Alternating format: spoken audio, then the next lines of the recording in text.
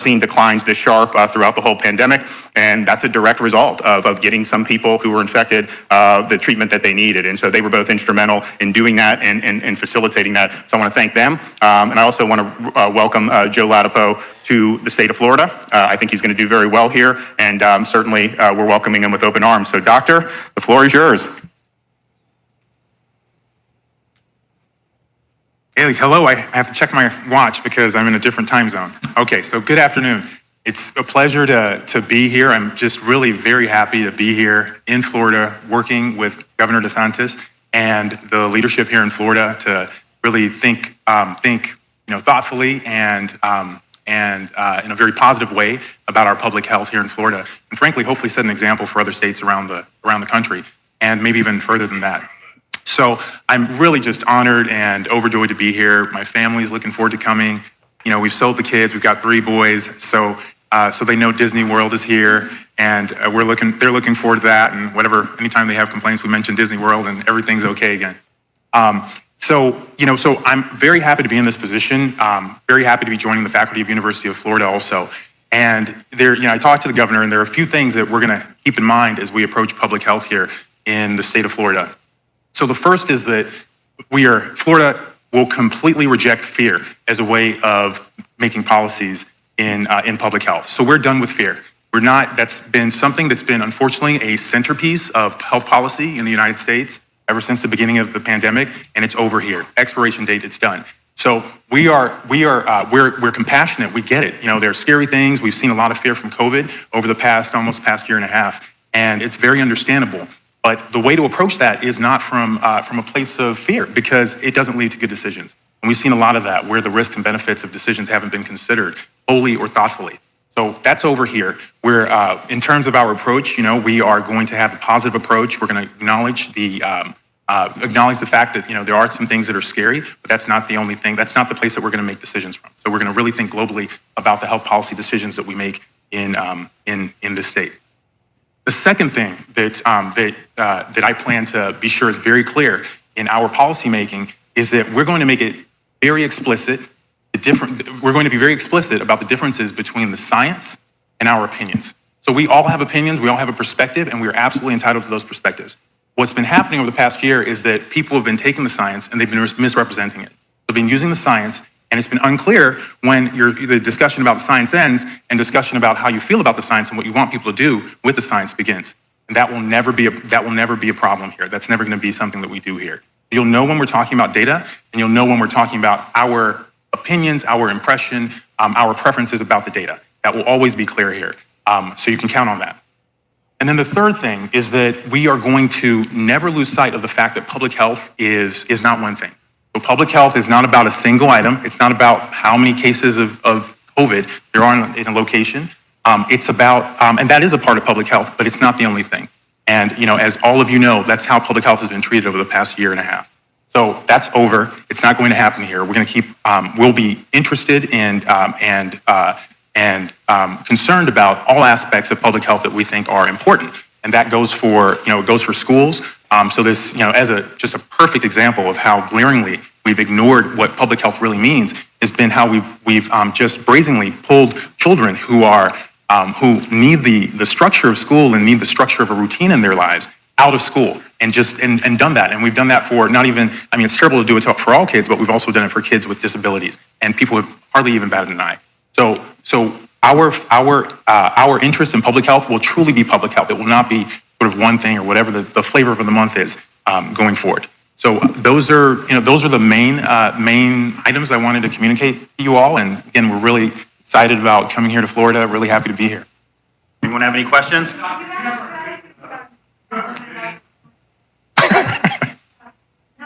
I'm sorry. Go ahead, please.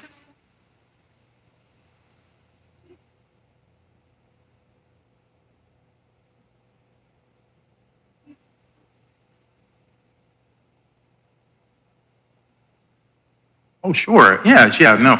So before I answer your question, I'll tell you that, part of that fear that you're talking about and part of, I think you said, did you say conspiracy? Conspiracy theories?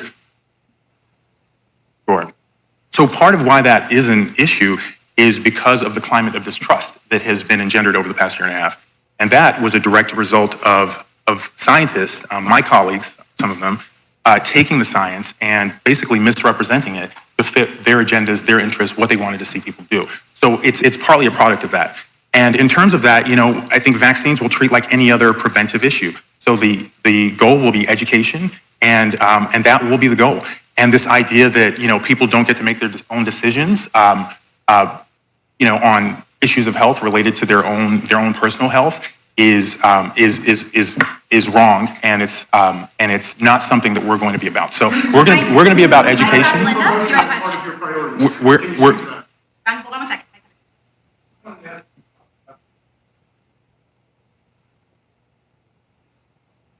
Well, that's an interesting question. So there are good reasons to reject lockdowns. There are a lot of them. They don't even have anything to do. They don't even have to have anything to do with fear. So one of the things, again, with misrepresentation of science, is that a great study, a really high quality study, came out of the National Bureau of Economic Research a few months ago, and no one heard about it because it didn't fit the agendas that some of our public health officials have been advancing. And that study that showed that in the United States, after lockdowns, overall mortality increased. I'm just going to say that again. After lockdowns, overall mortality increased. Lockdowns are bad. Lots of reasons why they're bad. That's just one really good one. Yes, I am. In fact, Jay Bhattacharya is a good friend of mine. Yes, I am. Yeah. And I think, part of the reason, I think, again, just sort of the step back here. So there's this idea that, that things are black and white. You wear the mask all the time or you don't, or you have to have the vaccine or you don't. And even with that Great Barrington Declaration, there were a couple things. I talked to Jay before he made it public. There were a couple things that I didn't totally agree with, but the spirit of what they believe, that that we need to respect human rights, that people do have autonomy over their lives, and it's not okay to. It's not even not okay, but it's not virtuous and it's not right to just sort of take away those rights from individuals. Completely agree with that. That's why I signed it. You didn't mention vaccine. Vaccine personal choice. You're not. Okay. So just to be clear, you asked a few things there. So vaccines are up to the person. There's nothing special about them compared to any other preventive measure. So absolutely, great things about vaccines for COVID-19, prevent the risk of serious illness. Fantastic. People get to make a choice about what they want to do with that information. Do you think the state should be promoting that? The state should be promoting good health, and vaccination isn't the only path to that. It's been treated almost like a religion, and it's just senseless, right? There are lots of good pathways to health, and vaccination is not the only one.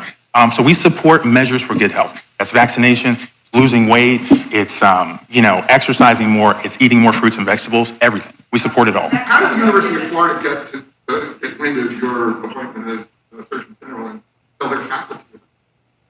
You have to go to this. Yeah. You'd have a little bit about that, or could the governor?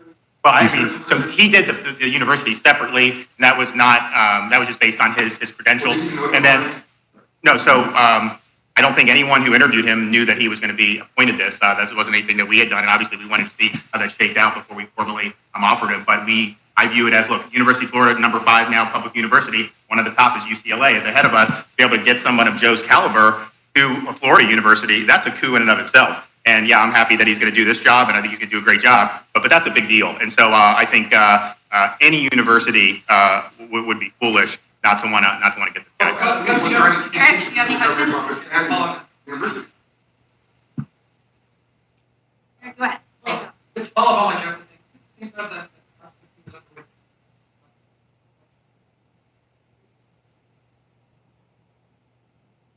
Well, remember when the legislature provided additional for some of the folks, and so the salary for the Surgeon General is now higher, and then you do have a similar arrangement where you will be at UF and then also be doing. I think it's a similar contract. Yeah, I think that's. I have not reviewed the contract. Yep, we'll give you the answer on that.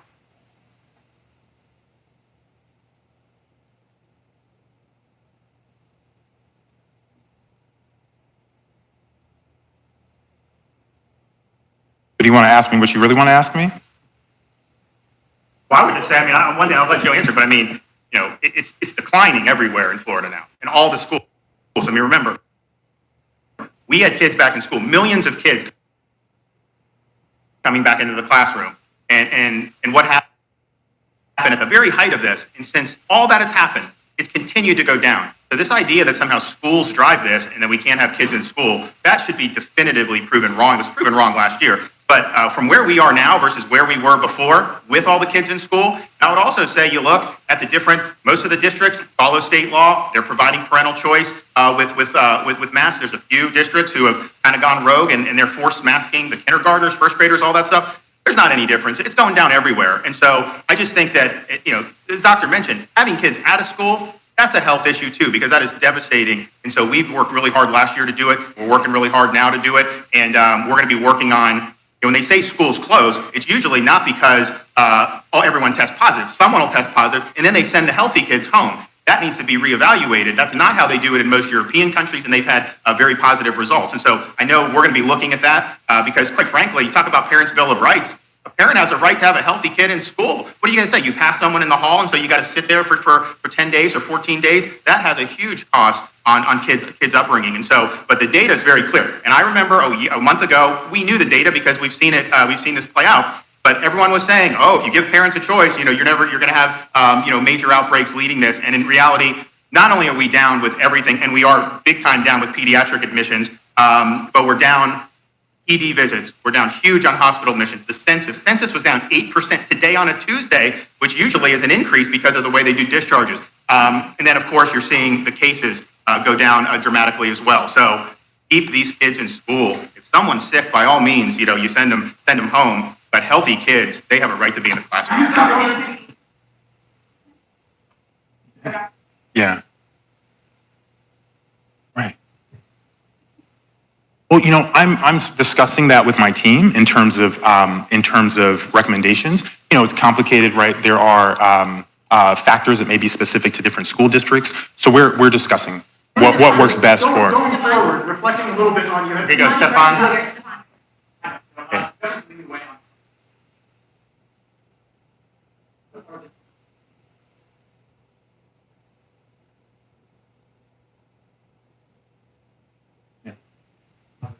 Yeah, as a scientist, this is one of the most startling aspects of the pandemic for me in terms of what some of my colleagues are saying and doing. It is, you don't need to go to medical school to look at the data and see that there's really great protection, terrific protection, durable protection, robust protection, sort of variant protection that confers some resistance to variants. And obviously the story is still being written, so we don't know exactly what's going to happen in the future. There's tremendous data that supports the fact that that natural immunity protects people from getting very ill, also protects people from being infected again, and so that's what it is, and that's great. I think let me just talk. But I think this is important with natural immunity and why people in these experts have tried to act like it doesn't exist. Because, and I think you were going to ask this question, they think if you tell people recovery from COVID provides strong protection, that some people say, I might as well just go get infected. I have that. And I don't think most people would do it. But even if someone does, you have to say the truth to people. You can't tell noble lies to try to get them to behave in a way that you think you want them to behave in. And so we see that time and time again on this issue of natural immunity. Clearly, if this wasn't something that was durable, you'd have massive reinfections by now. And so that's just the reality. I think if you look at what's going to mediate future waves, that natural immunity is going to be a huge part of it. We have a lot of people who are vaccinated and they're getting infected, mostly mild. That is building immunity effectively as well. But I think Joe understands, no noble lies. You tell the truth on what the data is saying. You don't, and the same thing with the treatment and the antibodies. Part of the reason when I rolled out the antibodies, we were in the midst of a wave, okay? People like Fauci said if 50% were vaccinated, you would have no more surges. We had that. In fact, our seniors were over 90%, and yet you see admissions going up. So what do?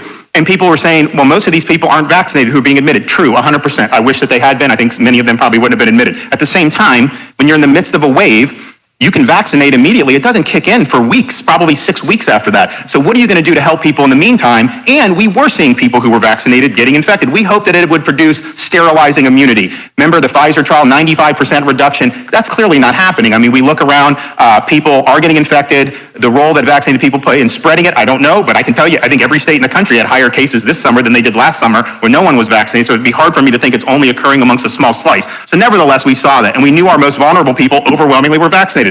So what do? Well, we had an effective treatment that's been emergency use since the end of 2020. It was used on the President of the United States to help him recover from COVID. This is something that many of our hospitals were using, But it was something that almost none of these people being admitted to the hospital even knew about. Many physicians, as of last month, were still telling people, okay, go home, hope you don't get deathly ill. If you get deathly ill, then go to the hospital. There was never any interest or belief that this should be treated or even could be treated. I don't know why. But I do think that one of the reasons why this was not something that was put out there very publicly by the experts and by the powers that be in DC is because they feared that if you tell people there's an effective treatment, if you tell people COVID's a treatable illness, they feared some people would say, well, maybe I won't get vaccinated, I'll just get the treatment. And so they didn't want that message out because they feared how people would behave. And my view is, we've always said it compliments. If you want to cover all your bases, do it as a compliment, but you can't not tell people that this is something that's available. And so the result is, when we started doing our push, I was attacked for it, saying you're not supposed to do it. We did it. We raised awareness, which is very important, and then we expanded access. And the result has been, I think we're at, 29 straight days where the hospital census has declined, 8% reduction in the census as of this morning, ED visits. This is all tanking, and it was the right thing to do. Now you have other states where they're now following Florida's lead. I get people will write into the office here from these other states thanking me because they didn't know about this, and so they started bothering some of their doctors in these other states to be able to get this. So having the treatment is the right thing to do. I think increasingly as we see more vaccinated people test positive again, I think most of the time it's going to be a mild case, and you're probably not going to need this, but we are seeing some very vulnerable people who have been saved for this. And if you look at some of the places, Miami, I think it's like 60% of the people that have gone to our treatment site in Dade have been vaccinated. Broward is, I think, 52%. Some of the other sites, more rural areas, the majority are unvaccinated. And I'd say overall, you're looking at 40 to 45% of the people statewide that have gotten this treatment have been vaccinated who were either infected or were exposed and are in high-risk situations. So telling the truth, I think, is important, and I think that's what Dr. Ladapo understands, that you got to tell people the truth, and you got to let them make decisions. They may not always make the decision that you want them to make, but I think that's much better than pulling the wool under their eyes. Now, we have a situation in Florida now where, in spite of this data, where we see far fewer people being admitted to the hospital, thankfully, we're seeing people kept out, we're seeing lives saved. The Biden administration has dramatically cut the share of, first of all, they seized control of the supply nationwide, and now they're dramatically cutting what's coming to the state of Florida. That's wrong. That is dead wrong. And why are they targeting Florida? Biden, he loves talking about Florida. He hates Florida more than anything, and this is absolutely going to hurt people. We're going to work like hell to make sure that anyone who needs it, we're going to figure out ways to be able to do. I hope to have an announcement on that soon. But how could you cut it? Given all the things that we're seeing on the ground. And you don't even need, you can look at the hospital data, it's very compelling. Just talk to people that have gotten this treatment. Talk to them about how they were feeling, where they feared this was going to end up, and then what happened after they were able to get the treatment. It's been something that's benefited thousands and thousands and thousands of Floridians. They say there's no supply problem, but they're doing this anyway for temporal equity, because they fear a similar wave happening in some of these other parts of the country later on in the year. But if they don't have enough of it, then that's mismanagement on their part, because this is something that's very significant. I know they did another deal with Regeneron, but they should absolutely be sourcing the needs. Now, fortunately, our sites are down probably 40% from the peak in terms of the people going in, because we have fewer people that need it right now, which is good, and hopefully that continues to go down. But why would you cut it now, given the success that we've seen? So we're going to absolutely fight back against this. We have ways to go around it potentially, and so hopefully we'll be able to finalize that. But cutting these treatments is wrong. And there's a time for politics, I get that. But to be so obsessed with trying to kneecap Florida any way you can, that you would take away life-saving treatments. I'm sorry, something should be beyond politics. I don't know who the hell is going to our sites. I don't know their political affiliation. We just want to help people, and obviously Joe Biden feels differently. I'll do one more, then I got to run. Question for the doctor. Hey. Doctor, consider California and what your, can you give us an honest assessment? Or is It's actually, your question highlights just one of the examples of confusion with thinking about the pandemic. Different places have factors that contribute to surges and how ill people become that we don't fully understand yet. No one knew that Florida would have a surge during these past several weeks. No one knows when the next one's coming in California or in some of the northeastern states for sure. So basically, I think the game of sort of doing these state-to-state comparisons and saying so-and-so, they did a good job and they did, I think that is a silly game. I think that what we need to be doing is thinking about the people in the state, their circumstances, what their values are, what their constraints are, and doing the best we can for people in each state. right? So I think we're good. See you guys. Okay, bye-bye.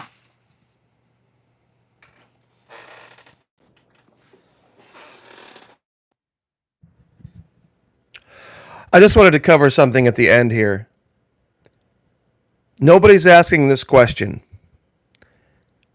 Regeneron works.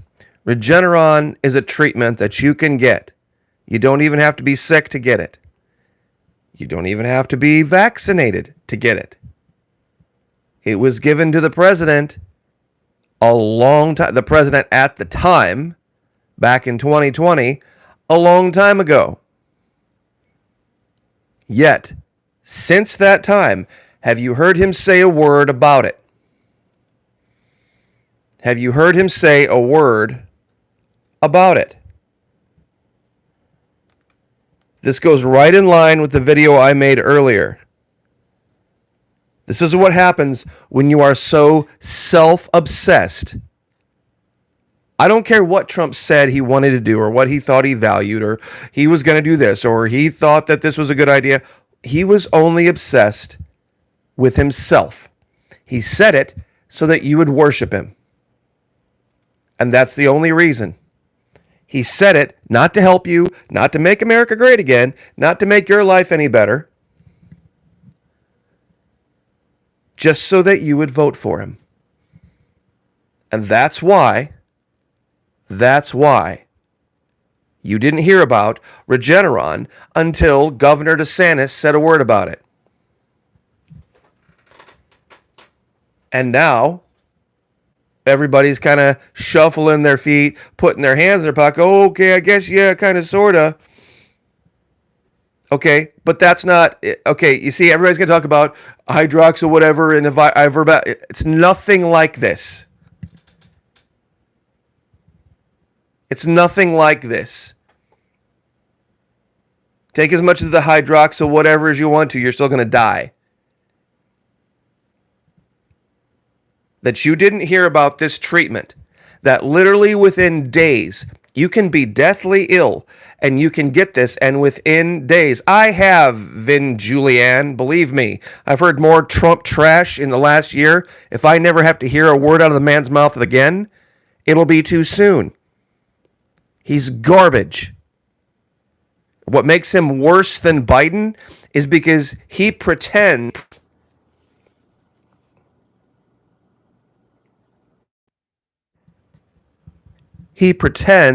to be something he's not. That's why, as soon as things got a little bit uncomfortable in Florida, he lives in New Jersey now.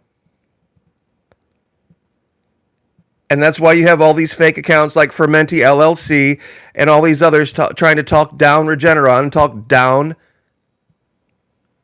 Governor DeSantis and make-believe stories. Watch. You'll go back and look through the comments. There's nothing worse than a pretender and a fake. Besides, forget Trump for a minute. Did you ever hear any of these guys talk about Regeneron? When did he move? He moved literally about 5 seconds after people started listening to Governor DeSantis. That's when he moved. He went back up north to his golf club in Bedminster because all of his liberal buddies thought it was too hot in the summer in Florida. And he didn't have a crowd of liberal buddies to worship him anymore in Palm Beach. So he decided he was going to go live in New Jersey, and that's where he lives. What about these guys? Did you ever hear any of these guys, any of these talking heads, supposed right-wing people talking about Regeneron?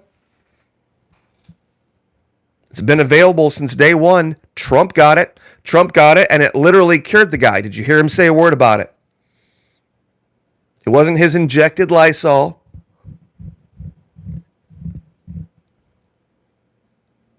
It wasn't his hydroxy vector marker or whatever make-believe crap. What about her? What about her? Who cares? Yeah, but he was alive during 2020. Did you ever hear her say a word? You don't think if she came out and said, hey, my dad got this treatment and it saved his life. She didn't say a word. She didn't say a word. Junior didn't say a word. Eric didn't say a word. Eric's wife didn't say a word. Nobody said a word about Regeneron until Governor DeSantis. And it has saved lives. It doesn't require you to be vaccinated, and you can get it even after you're sick. You see, that's the thing. You can't get vaccinated after you're sick. You can't get vaccinated after you're sick. But you can get Regeneron. You can get Regeneron.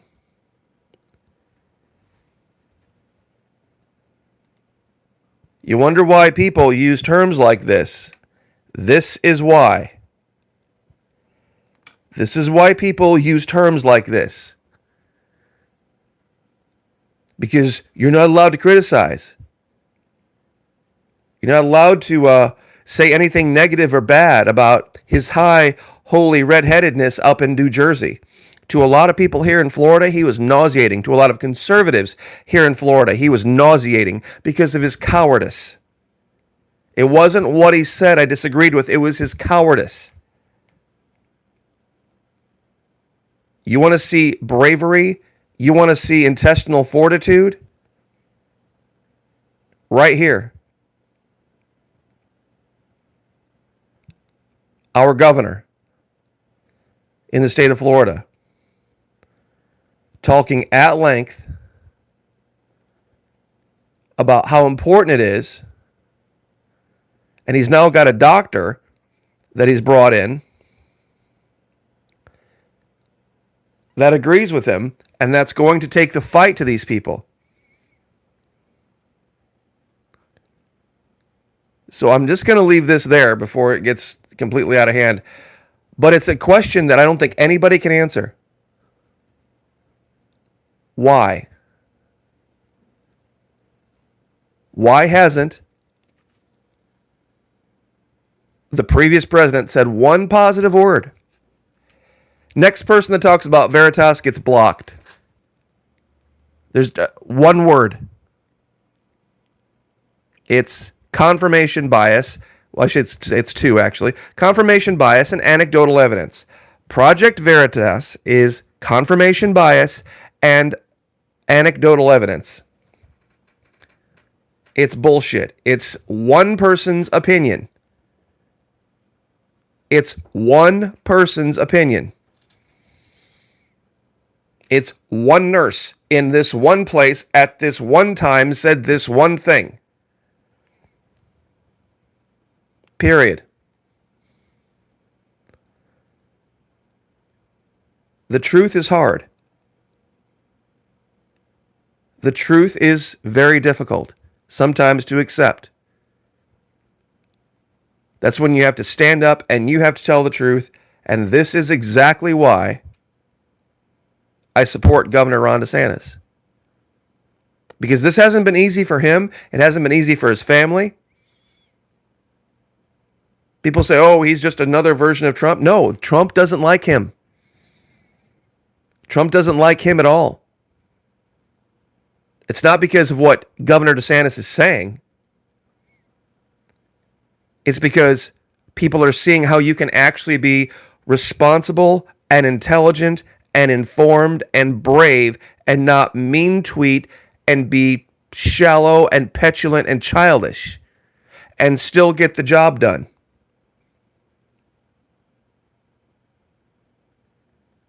Trump is sitting in his golf club in Bedminster because of the choices he made. Because of the choices he made. He pissed off enough people badly enough that they were willing to do anything, including cheating. And that's just the case. And the reason our governor is going to get not only all of us behind him, but a good chunk of the group from the other side behind him is because he tells the truth. is because he tells the truth. Regeneron is very easy to get, Linda. They're handing out, go to El Salvador. They give it to you for free. Oh, that's right. You can't go to El Salvador because of those brown-skinned people we don't like. So, anyway, I probably should shut up before I attract too many Trumpansies. So, God bless. Have a wonderful day. Thank you so much for the support. But yeah, go to Jennifer LaFontaine, just like it sounds, Jennifer LaFontaine, and her video yesterday talks about the government of El Salvador handing out a proper health packet. And that'll tell you all you need to know about who the enemy really is. So, God bless. See you next time. Thanks for hanging out.